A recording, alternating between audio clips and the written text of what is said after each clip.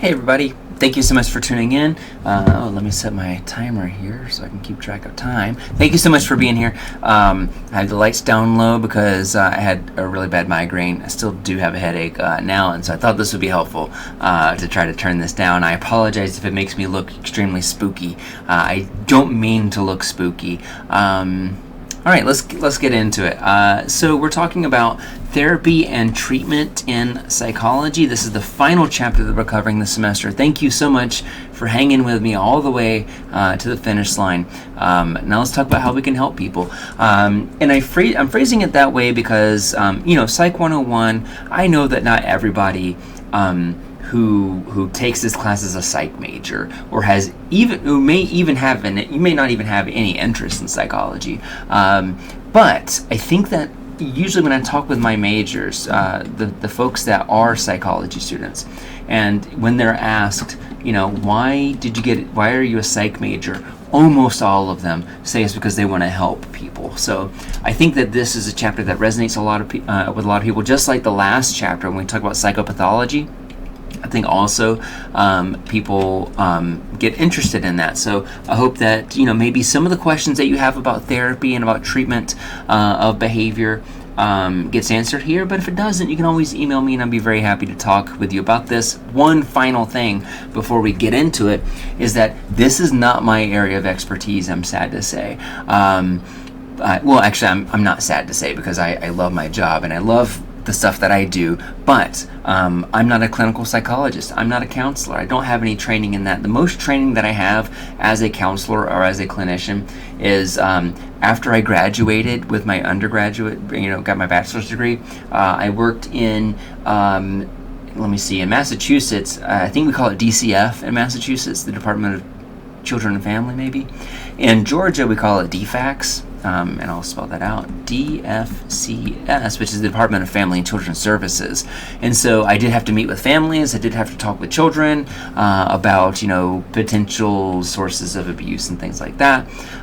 So this is not my field, and I only did that for a few months, before graduate school. So I will do my best to answer your questions, but there's a lot that, I'm learning along with you. But I think probably more accurately, my spouse is a therapist and a researcher. And so, talking with her, I feel like I know a lot of these things.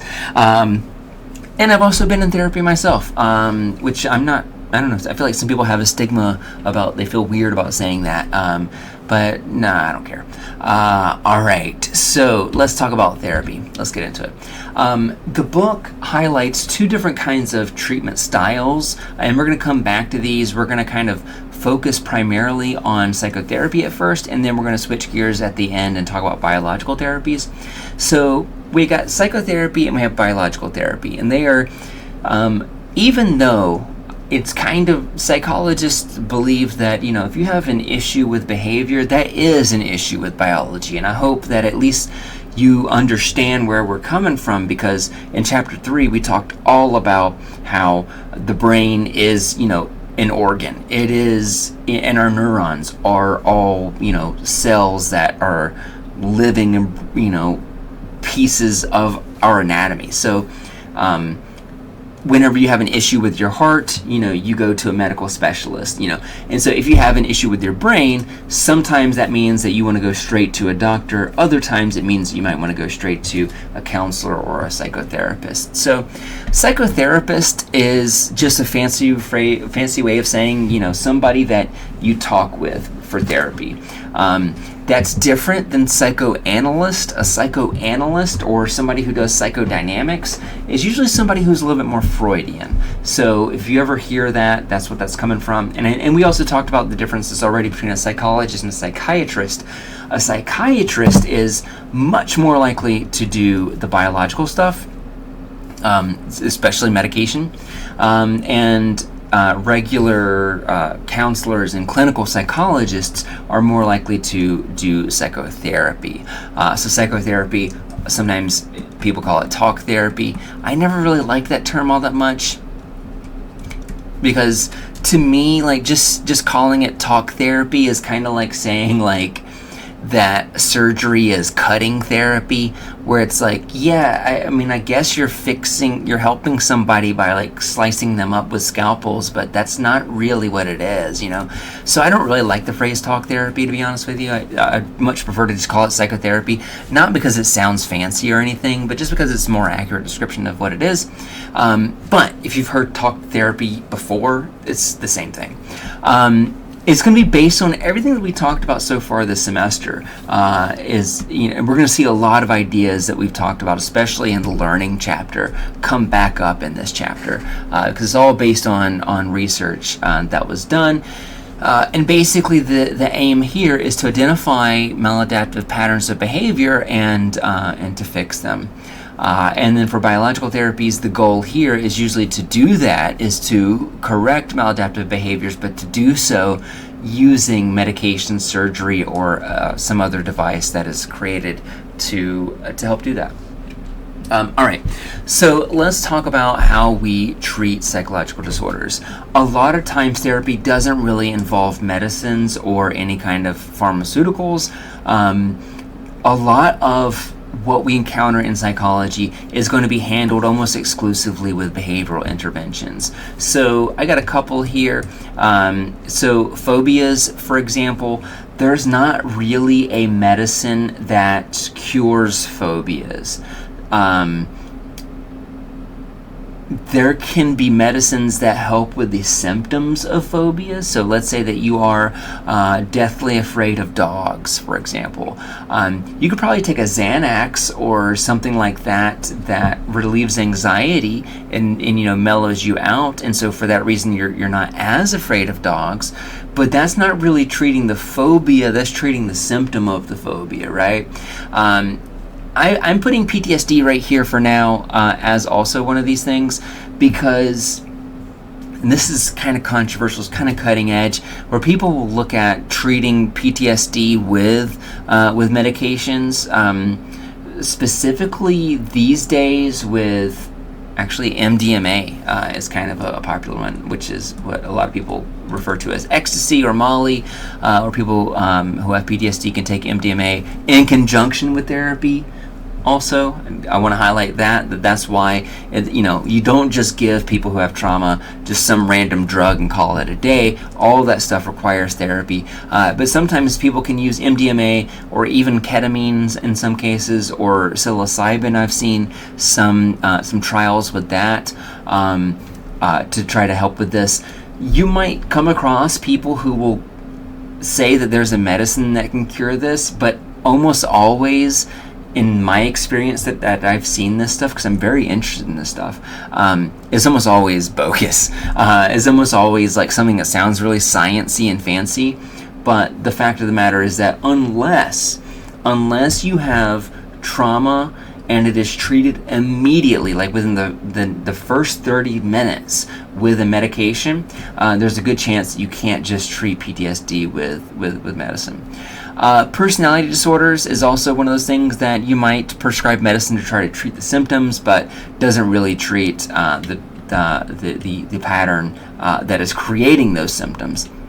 So psychologists try to think about the behavior and think about the cognition, identify the areas and where those things go wrong, where they become maladaptive, where they start to harm the individual, target those, and then see if we can reverse them or to find ways to work around them.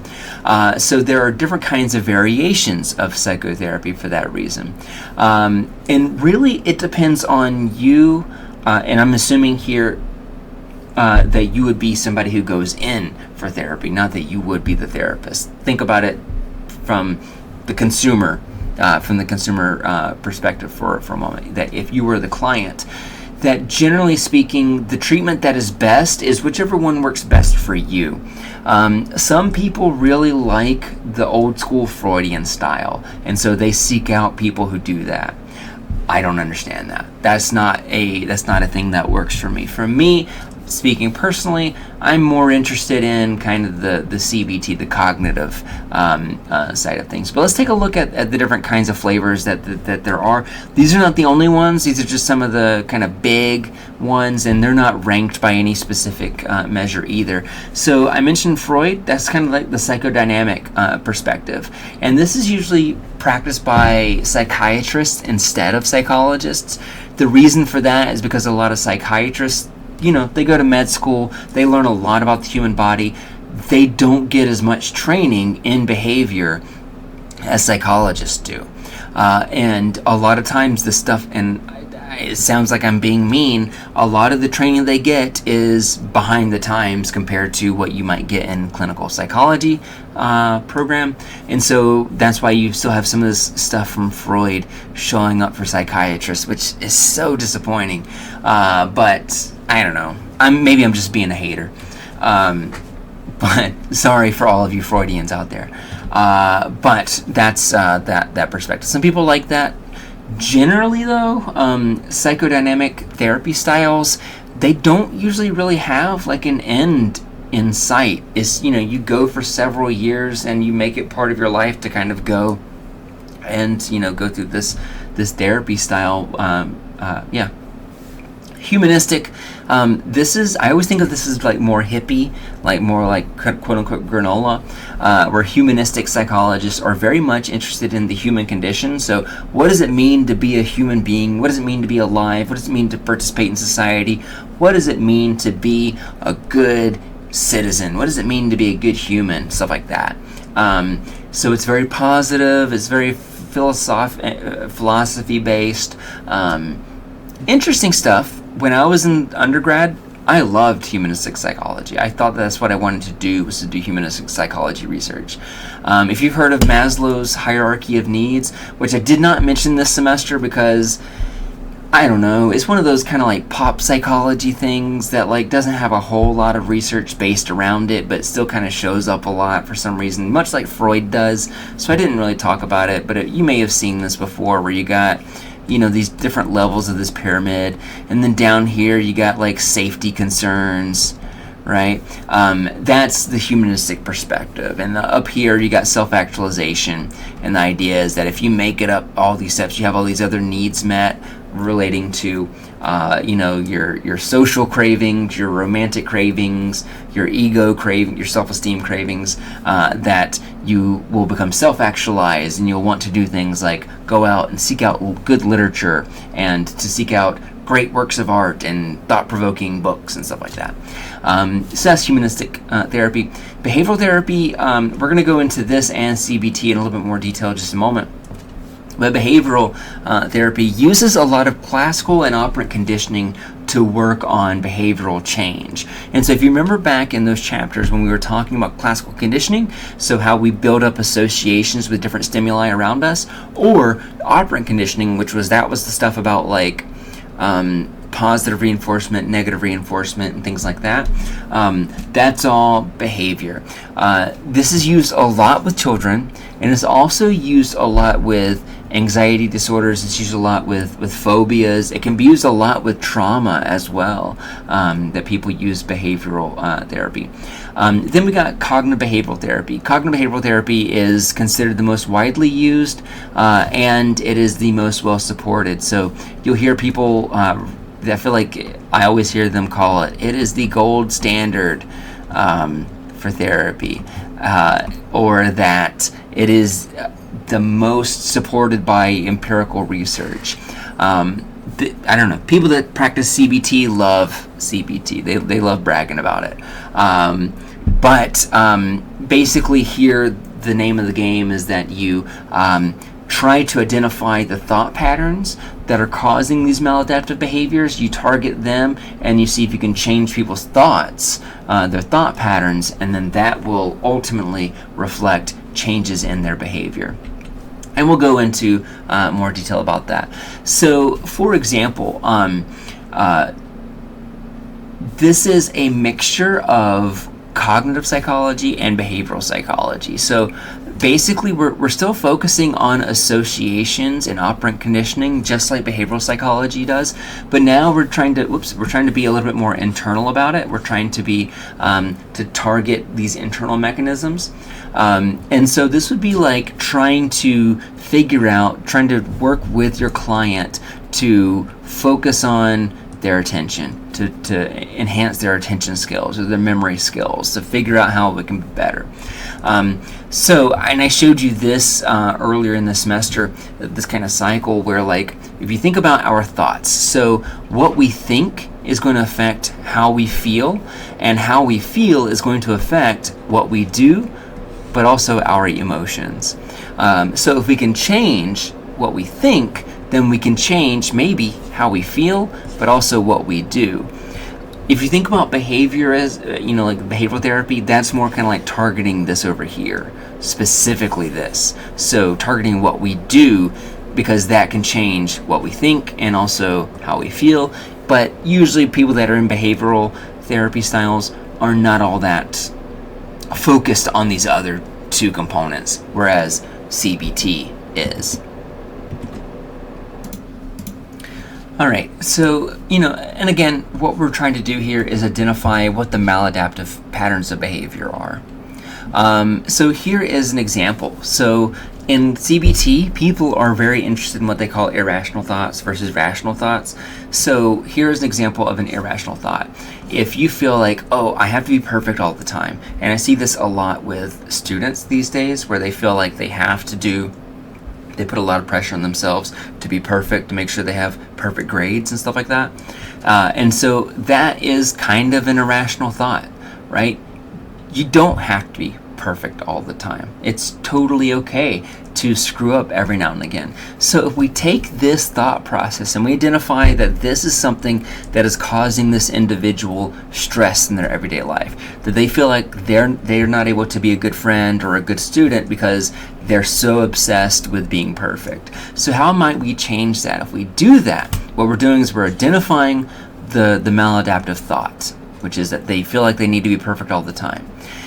We can try to look at some evidence where this isn't true and what the outcome would be if it's not true. So if we say, like, okay, well, if you're not perfect all the time, this means that you can make mistakes. Is it okay if you make mistakes? Is it okay if you're late a little bit? Yeah, it's okay. If you're late a little bit, that doesn't mean that you're going to get flunked out of school. It doesn't mean that they're going to, fail you with an F or whatever. And if that's the case, then we can maybe try to tweak that thought pattern so that instead of saying that, it has to be perfect all the time, that now what we're saying is like, I would like to be perfect all the time, but if I make a mistake, it's going to be okay. It's not going to be the end of the world. It doesn't mean that I'm going to fail out of school. It doesn't mean that I'm going to lose my job. It doesn't mean that I'm going to lose my friends. It's going to be okay, even though I would like to be perfect, if possible. So in this case, what we have is we identified the maladaptive thought, and we try to replace it with a more rational, more achievable thought. And that's essentially cognitive behavioral therapy. If we want to look at classical conditioning in therapy, so the more behavioral kind of aspect of it, a lot of psychopathology can come out of classical conditioning, like PTSD and phobias are both kind of instances of this. So let me talk about phobias first. So phobias oftentimes get started through classical conditioning. I just talked with a friend, and she is very afraid of dogs. And when I asked her, well, why are you afraid of dogs? Did you have a bad experience with one? She said, yes, only one time though, and it was when I was really, really young. I was minding my own business, and a dog got up in my face and barked at me really loud, and it scared the crap out of me. So that was the case with classical conditioning, where somebody was seeming to be fine. They see this dog, they haven't been around dogs before, so the dog's a neutral stimulus, or maybe it looks like it's something that they would like to be around, so they're curious. The kid's going up to check out this dog, and then something really aversive and scary happens. the dog starts barking, sounding really scary, and so that child is going to associate that feeling of being really, really scared with that stimulus, with that dog. And so they generalize. Whenever they now see another dog, they associate that feeling of being scared with that dog. And that's how phobias are created. And that's an example, that's kind of clear cut, but they're not always clear cut. Sometimes you have people who are afraid of, I think we talked about this in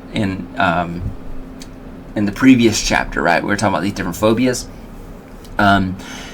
The fear of clowns and stuff like that. So they're not always super obvious how they start. The fear of peanut butter, how does that start? It could be that somebody was tasting peanut butter and something really scary happened that was unrelated to the peanut butter, but because of classical conditioning, we associate that scary feeling with that stimulus.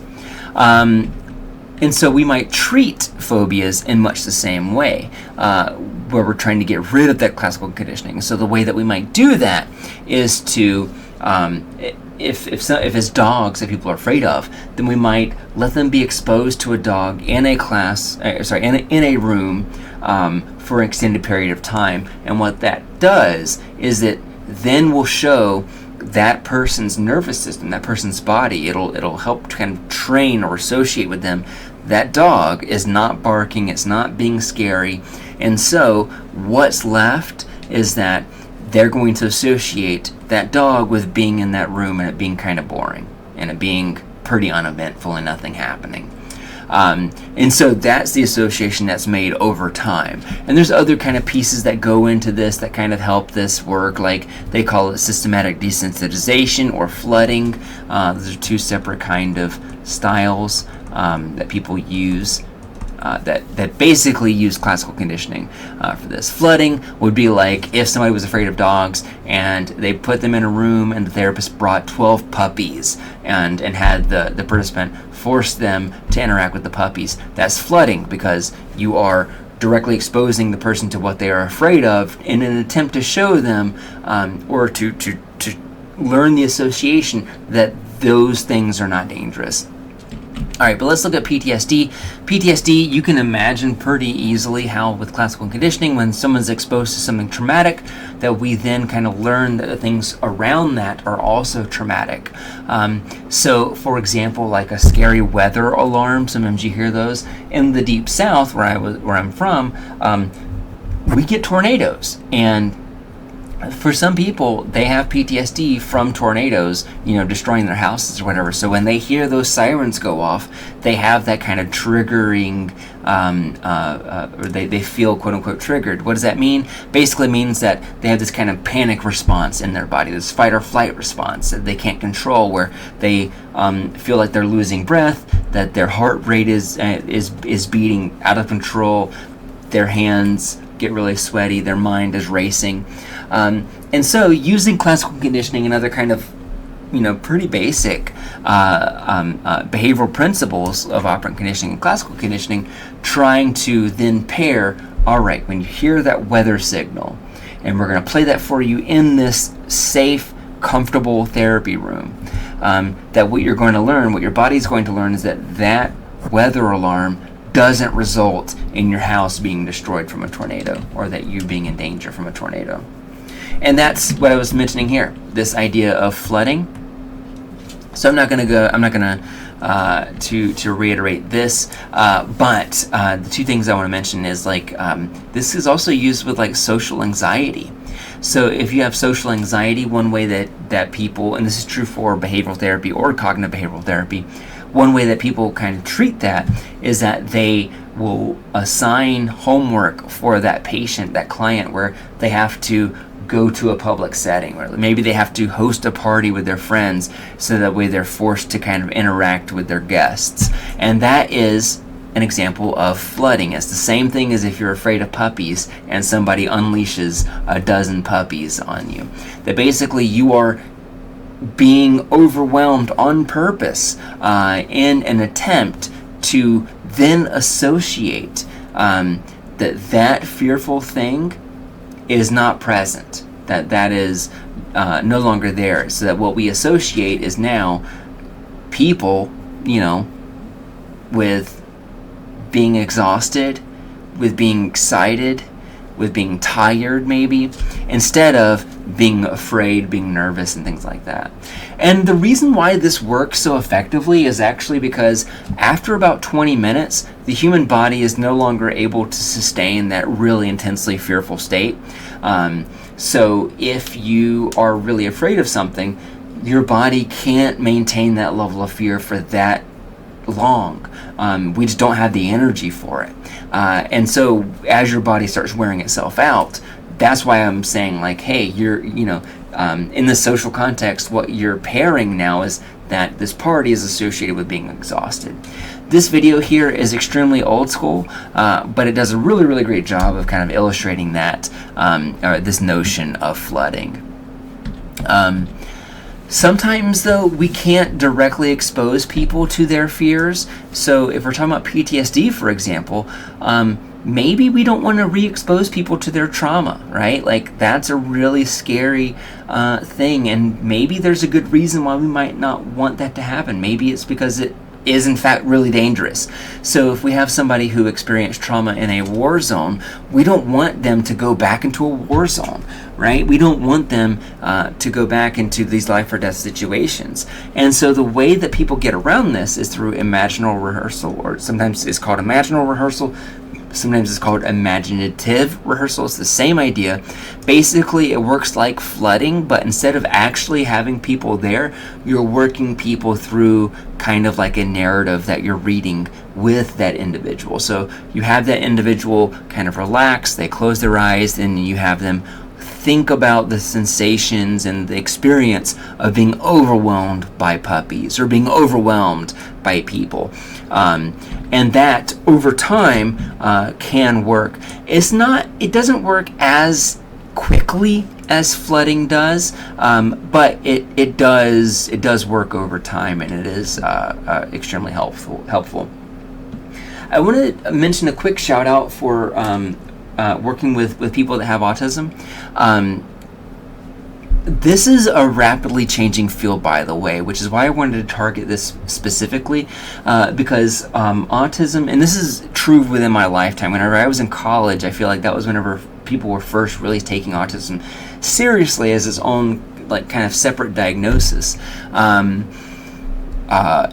it being integrated into the DSM-5 as a spectrum disorder instead of just as, like, a disorder that you either have or you don't have. And so there is a huge increase in awareness for people that have symptoms of autism spectrum disorder and how those things might be treated, or even if they do need to be treated, because a lot of times people that have autism, if they have differences in behavior, it doesn't mean that we need to treat them if it's not causing them any kind of maladaptive issues, right? So if that person doesn't find it to be an issue for them, then maybe they don't want to be treated for that, and that's totally valid, totally fine. But we're talking about, let's say that a child that is having some issues with acting out, maybe. So how do we treat that? People that have, children that have autism, their challenges are kind of unique in terms of treatment, because usually children that have autism have differences in social behavior, and also differences in what they are interested in. So for any other kid, you may be able to tell them, like, hey, if you do this, I'll give you $20. But for a child that has restricted interests, maybe they're not interested in $20. Maybe you got to find something else that might motivate them, and maybe it's a specific toy, maybe it's a specific song or YouTube channel, or whatever the case may be. And usually maladaptive symptoms from autism are treated using behavioral-based treatments, notably through applied behavioral analysis. I'm going to talk about them in the next slide here, but ABA, if you've heard that phrase, ABA, that's the field that is generally these days kind of doing a lot of work with people that have autism. Most of the students that graduate out of our programs that go into ABA, and we even have a graduate program in ABA as well, Applied Behavior Analysis, a lot of them are going to work with people that have autism, a lot of different populations, but that's usually one of the ones that has the highest demand for applied behavior analysis because it is effective. So applied behavior analysis is really an old school field in psychology that was really dominant in the 40s and 50s and even the 60s. And then with the rise of what they call I guess it's the third wave of what they call third wave psychology, which is like humanistic psychology and cognitive behavioral therapy. Applied behavior analysis started to kind of wane. It started to kind of fade out a little bit. And more, I would say in the past 15, 20 years, ABA has really kind of come back in a big, important way. In no small part because there's a huge demand for it because of the increasing awareness of autism spectrum disorder. So here, ABA is specifically focused in reinforcement and how we can alter behavior through reinforcement. So for children that have autism, this is they take on these very, very rigid kind of contingency plans where, like, let's say that if a child with autism is having issues with social behaviors in a profound way, that maybe this applied behavior analyst is going to recognize what is the stimulus that can encourage this individual that they will want to work for. Maybe that they really like playing games on their phone. Maybe that's something that's an interest that they have. And so anytime that kid is going to make eye contact with somebody, then the ABA counselor is going to let them have some extended time playing the game on their phone. So there's not punishment, for this, for reasons that we talked about in the learning chapter, that punishment just isn't really used in behavioral therapy. It's just not as effective nearly as much as reinforcement is.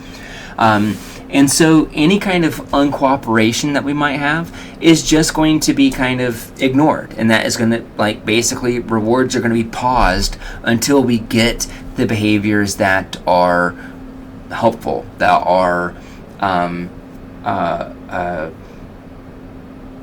necessary for social communication or for reading or for whatever the maladaptive pattern is that we're looking for. All right. So that is psychotherapy. We've got a lot of different flavors of it. We sped through a lot of those. Hopefully, some of them caught your interest. If you're a psych major, maybe you want to look into more of those. Or if you are somebody who is interested in going to therapy yourself, and I would highly recommend it, just because I think you learn a lot about yourself whenever you go to therapy, because it's a lot of times it's your first time really kind of talking through and saying some of your thoughts out loud, and whenever you do that, it makes you think about them differently in really interesting ways. So maybe one of those appealed to you and you want to seek that out. Now you have some guidance on how to do that. But let's shift gears now to talk about biological treatments of psychology. So some treatments only really work for, some disorder, some psychopathology is really only effective in the face of medication or biological treatments. The first one that comes to mind is schizophrenia. Schizophrenia, and we talked about this a good bit last chapter. Schizophrenia is not, it's resistant to talk therapy. It's resistant to psychotherapy. If somebody has schizophrenia, you can't just have them come in and talk about their day and that gets rid of schizophrenia. Schizophrenia is something that affects the brain and specifically affects it in some very anatomical ways. As you can see here, we talked about this a little bit. They hear these ventricles that you see here. I don't know if you can see this because my face might be in the way of this. You might have to pull it up on your You might have to pull this up on your own, looking at these PowerPoint slides. But we have enlarged ventricles here compared to this individual over here, and we're looking at twin studies, by the way. And so here, you can't have therapy with somebody and that causes their ventricles to shrink up, right? So that's not something that's possible. Okay, so this is basically a twin that doesn't have a schizophrenia diagnosis and a twin that does. So their brains are otherwise identical except for the presence of schizophrenia, which you can see right here. And then this is before those symptoms really started picking up. So you can't even really see a difference. You can see maybe a little bit of a difference in some of these ventricles right here, but not so much. Source of schizophrenic symptoms generally do not come from the environment. They usually come from biology, and they come from potentially genetic information, because as we talked about, there is a genetic component to schizophrenia. If one of your parents has schizophrenia, that puts you at a higher likelihood of developing it yourself as well. And previously, whenever people had schizophrenia, they would resort to these more barbaric ways of treating it, so lobotomies and trephination.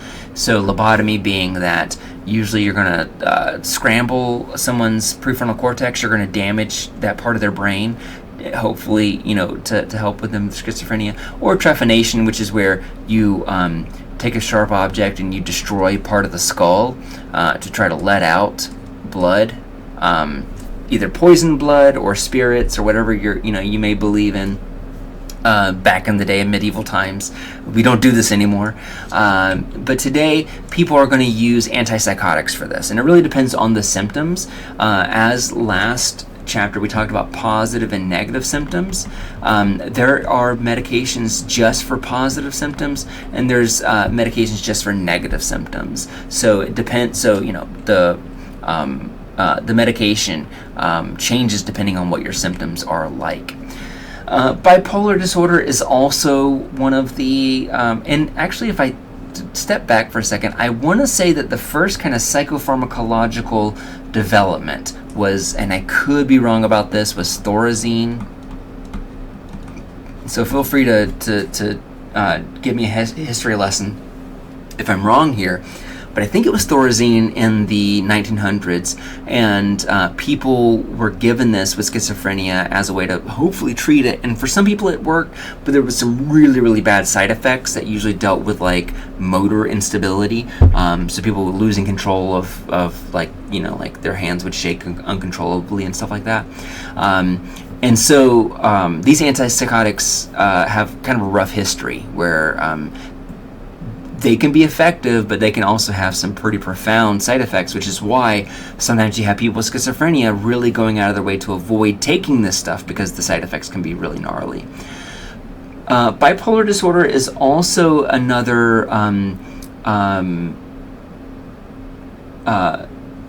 area of psychopathology that benefits from a biological component to it. So usually bipolar disorder is treated with both. It's treated with both psychotherapy but also biological treatments, usually in the form of medication. And so bipolar disorder, usually people will come in and they almost always actually will come in because they are either having issues with the mania side of things or with the depression side of things. And that's whenever they, over time with their therapist kind of realize that it's actually bipolar disorder. And for that reason, it's been historically very, very tough to get bipolar medication that works, because not only do you have to find that it is bipolar, but then you also have to kind of find the right medication and the right dosage of it, which can take months to kind of nail down. It can be really, really tough.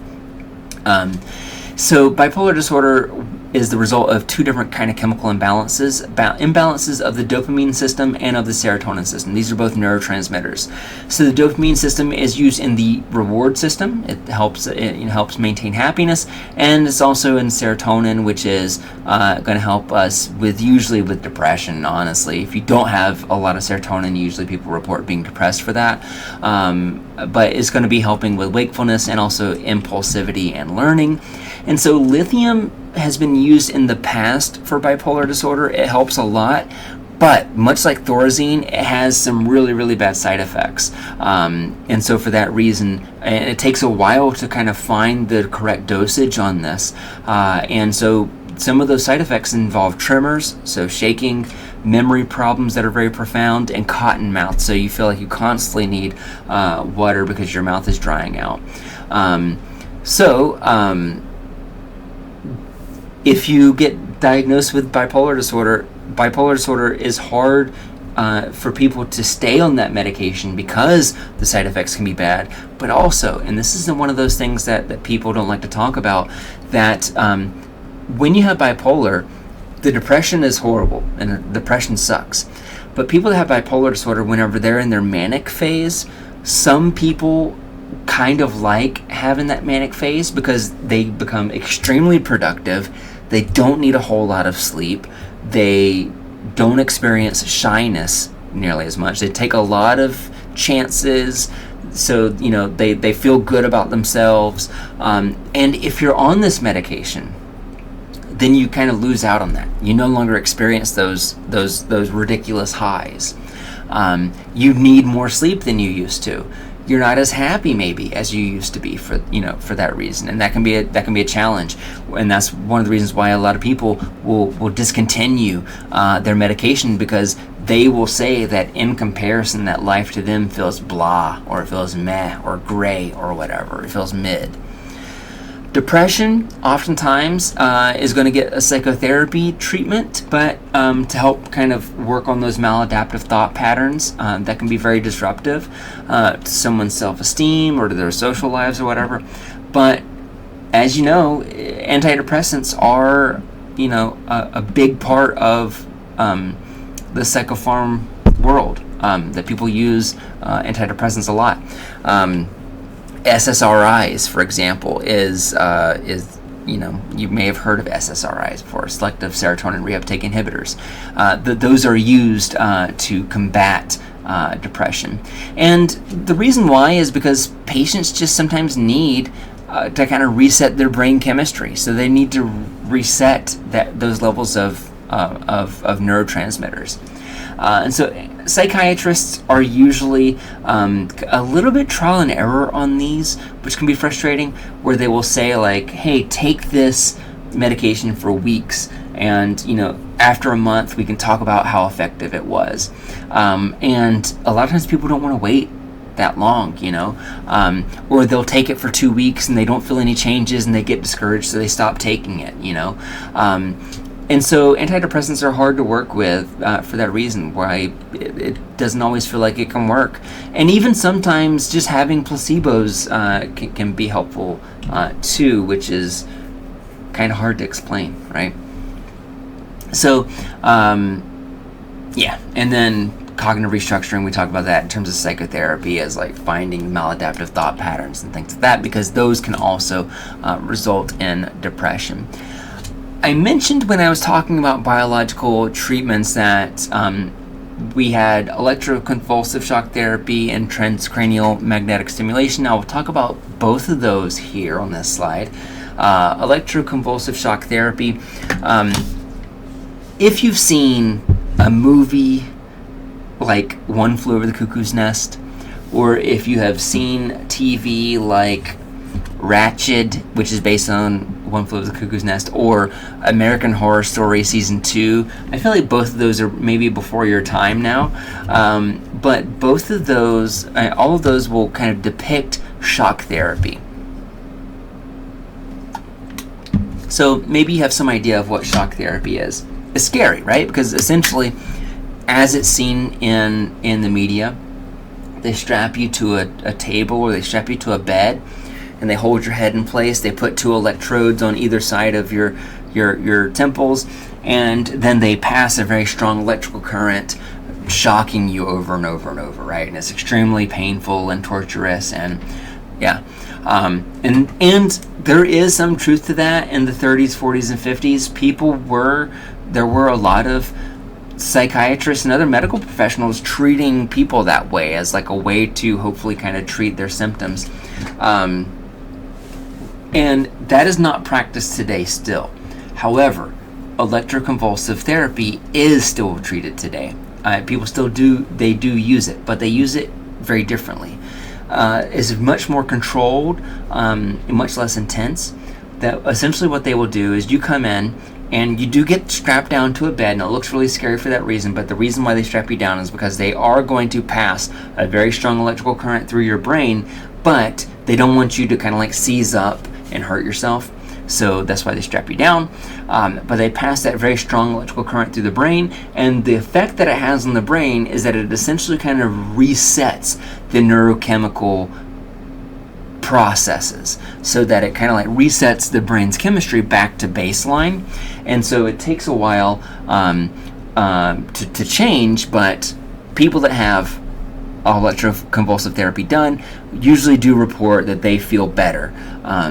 Even though it is really scary, but you do it one time and it doesn't even hurt. It's just uncomfortable, but it's temporary, and people report being less depressed for that reason, because their neurochemistry has been reset. They're creating neurotransmitters like they should be, like they used to. What was I going to say here? Really, I feel like the most common side effect of it is memory loss, and that's kind of it. That's the big thing. You do have to come back, though. You do have to come back every few months to get this done. Usually that ranges between 3 months and 6 months, but it can be as soon as you do it every 2 weeks or whatever. Usually at that time they try to figure out something else. though. Transcranial magnetic stimulation, I don't think we talked about this one too much in Chapter 2 when we were talking about research methods of neuroscience and stuff like that. But transcranial magnetic stimulation is a very is now a popular device that kind of works similar to electroconvulsive therapy, but it's used with magnets, so there is no shocking done. And this magnet, you place it over someone's head, you administer this strong magnetic wave, and it resets the neurotransmission process there too. You can, if you wanted to buy one of these, I think you can buy one on eBay for like $6,000 or something like that. I looked recently because a student was curious about it, and that's what I found. And in more severe cases, if electroconvulsive therapy is no longer working, you might get deep brain stimulation. And the way that this works sounds really scary. Basically, you get electrodes planted on the surface of your brain. They put the battery that produces that electrical signal down around your collarbone, and essentially it will periodically throughout whatever the time frame is, maybe it's once a day, maybe it's once a week, that they are going to stimulate the brain so it resets those neurotransmission processes. All of this, by the way, is used whenever medication is no longer working. So all of this stuff is kind of like last resort behaviors. Okay, let's switch gears a little bit and talk about how we treat personality disorders. And this one is tough because some people will argue that you can't really change someone's personality, which makes sense because personality, as we talked about, is something that is very long lasting. It is something that is a pattern that, it's a pattern behavior that takes place over months and years, which means that if that's true, that we want to try to find a therapy style that can undo maladaptive personality traits that have been established for maybe decades, right? So it can be very, very tough to try to treat someone with a personality disorder. They are notoriously difficult for that reason. A lot of times with other disorders, they have this kind of focus on the environment where it's like the idea is like, hey, if we change these things about the environment, then people will behave differently. But personality disorders are a little bit different because what we're saying is that it's no longer the environment that's affecting the behavior here or controlling the behavior. It's this person's behavioral patterns. It's this person's something about what they consider their identity. And so for that reason, it can be extremely difficult to deal with. We'll talk about it in just a couple of slides, but I almost said bipolar disorder. Borderline personality disorder is a very Sorry, I can't multitask right now. Borderline personality disorder is a more is kind of a rising diagnosis of people that have this BPD. Good chance that people in our class have borderline personality disorder, and not a big deal. So what? Pete Davidson, the comedian, he's been upfront about that he has borderline personality disorder. But it is extremely hard to treat, and it's so extremely hard to treat that you might even find specific therapists that will say, I'll take anybody, but I'm not taking borderline personality disorder. And the reason why is because personality disorders are just tough to treat, and sometimes therapists feel like they can't, they're not good enough to do it.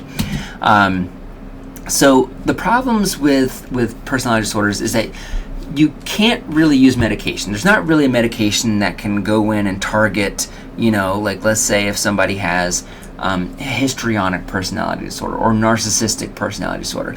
You can't take a medication that's going to make you less histrionic or less of a narcissist.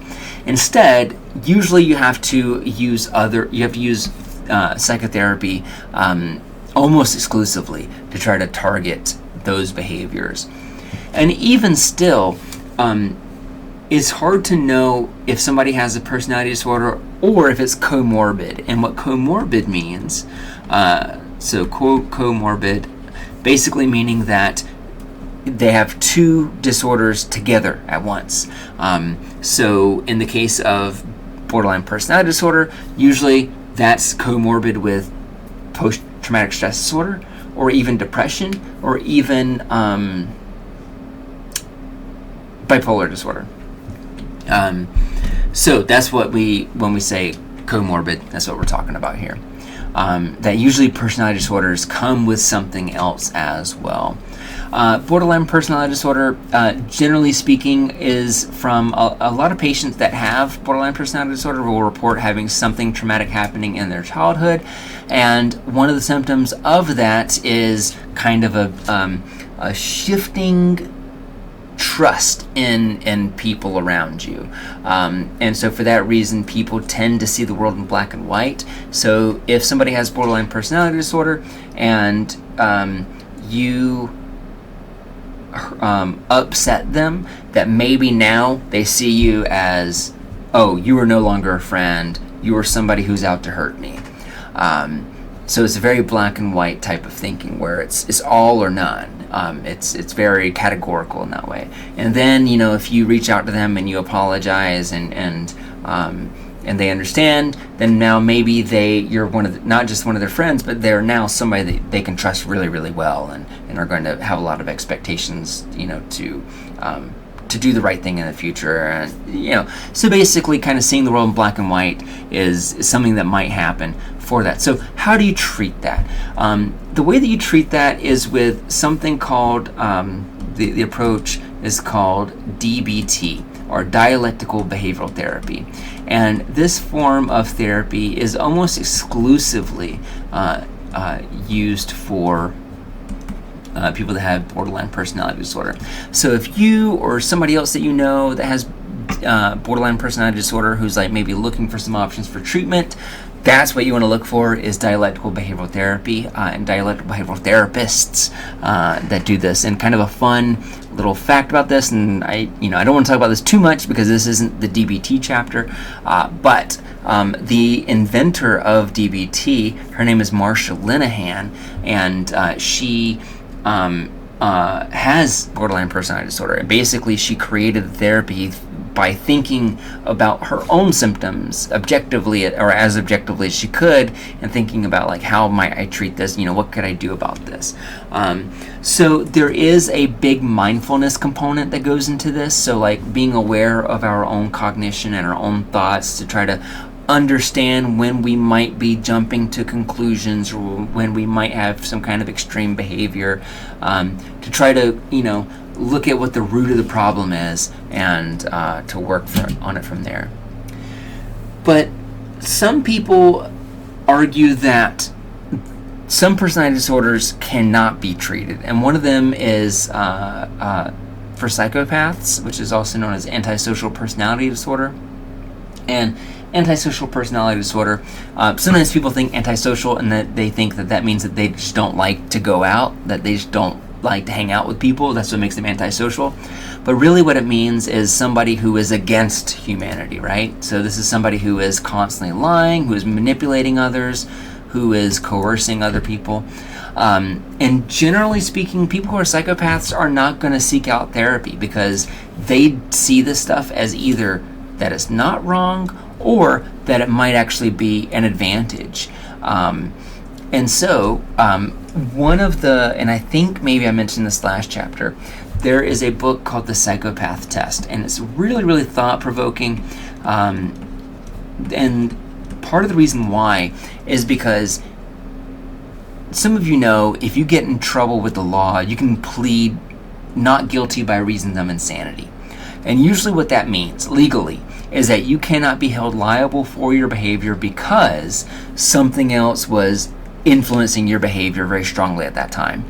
And it's a lot, one common defense is insanity, that people could not, they were not responsible for their behavior because they were temporarily insane. That's the legal definition.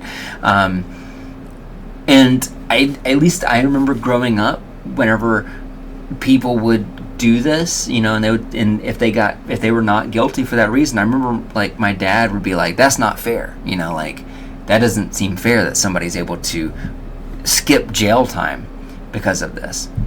But what we don't normally talk about is that individuals that are psychopaths, so they go to court because they hurt somebody, and the court rules that they were not guilty because they were psychopaths. So it's not their fault that they killed somebody, it was something about this disorder. It might feel like that person, is getting away with murder, quite literally.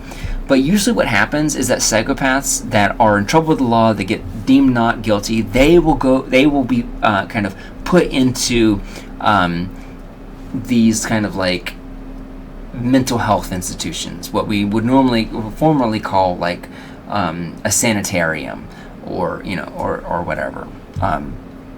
And so those individuals will stay in that program until they can be cured or treated. But the problem is you can't really treat a psychopath because they don't think that what they're doing is wrong, or they don't care that what they're doing is wrong. And so what does that mean?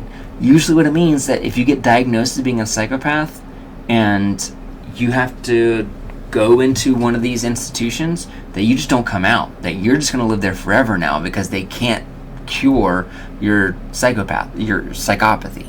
They can't treat that disorder. So, and this book has this really interesting case here where, and the reason why specifically I'm talking about psychopaths here is that this one young kid, he got into a fight with somebody, assaulted somebody, and then his defense was, I'm not responsible because I am a psychopath and I cannot be held responsible for my actions. The court agreed with him and then sent him into this institution that he can't leave until he gets better. But whenever he tries to argue that he's getting better, or that he lied about, because now his story is that he lied about this because he didn't want to go to jail. But isn't that exactly what a psychopath would say? Isn't that exactly what somebody who had psychopathy, they would try to say that they're not actually a psychopath so that they can, be released? So it's super tough kind of conversation to talk about, but interesting. All right, and then finally we're winding down here. Let's talk about the different occupations in mental health.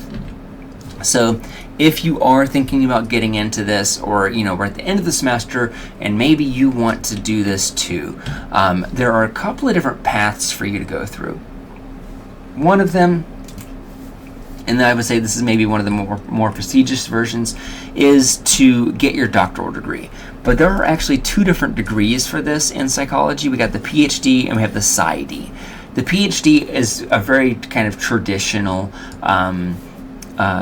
model here, where we have what people will call the scientist practitioner model. And so people that get their PhD are generally trained to be a scientist, but they have a lot of training to do therapy and stuff like that. So these individuals do have a dissertation, they do have a thesis where it's very research heavy. The PsyD is less research focused for sure, and more kind of focused just on the practice of psychotherapy and how to help people. There's also licensed counselors. So counselors, and this is what Westfield has. Westfield has a graduate program for counseling, and so this is like if somebody, usually they will see individuals that do not have like a severe kind of diagnosis. So if you're a counselor, you're probably not going to see extreme forms of schizophrenia or extreme forms of PTSD and things like that. You're more going to like see people that have, you know, maybe some depression, maybe anxiety, maybe social anxiety, maybe just stress overall with their life, or depression overall with their life. So that's a licensed counselor. It requires a master's degree.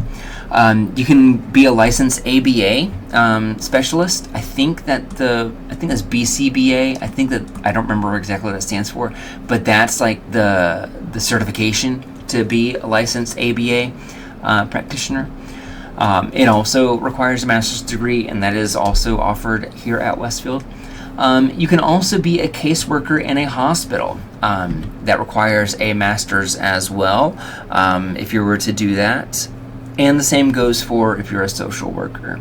That usually requires a master's, and they call that an MSW, so Masters of Social Work, for that.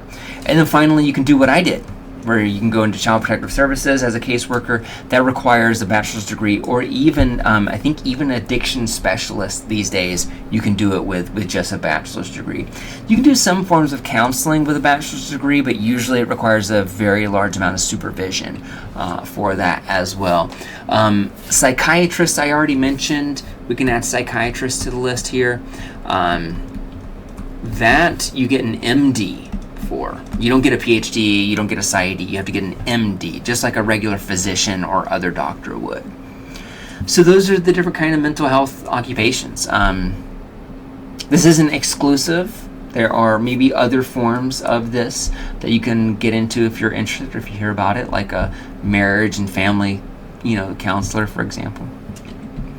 But that is all that I have for you. Thank you for watching all the way to the end, and thank you for hanging with me all semester. I hope that you learned something. I hope that maybe you thought about humans a little bit differently now than you did when you first started the semester, and that maybe you learned something fun and new that you're able to apply to your own life. And fingers crossed, hopefully you found something that you can apply to your own everyday life that can help out and make you maybe less stressed or less depressed or less anxious in your normal everyday life.